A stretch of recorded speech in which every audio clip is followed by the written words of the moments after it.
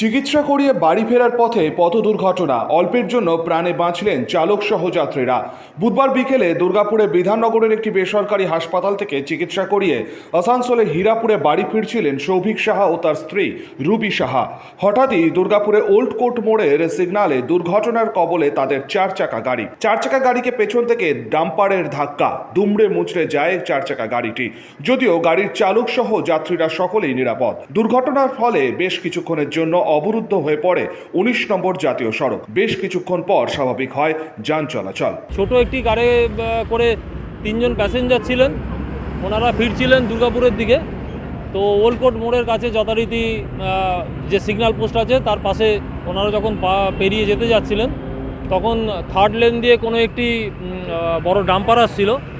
তো ছোট যে কারটিতে করে তিনজন প্যাসেঞ্জার ছিলেন, তারা কিছুটা ডান দিকে টার্ন করার কারণে এবং পাশাপাশি ডাম্পারটি তার থার্ড লেন দিয়ে আসার কারণে ওদের মধ্যে একটা ক্ল্যাশ হয় এবং যার ফলে ছোট গাড়িটি ভীষণভাবেই ক্ষতিগ্রস্ত হয়েছে। ফরচুনেটলি গাড়িতে যারা ছিলেন তাদের আঘাত তেমন কিছু লাগেনি, কারো তেমন কিছুতে ওনারা আঘাত পাননি। এখন অবধি কিছু হয়নি। আমরা পরিস্থিতি সামাল দিয়ে বাদবাকি যা কাজ করার নিশ্চয়ই আমরা আইনগত ব্যবস্থা জানি। সনাতন গড়াই, 99 নিউজ বাংলা, দুর্গাপুর।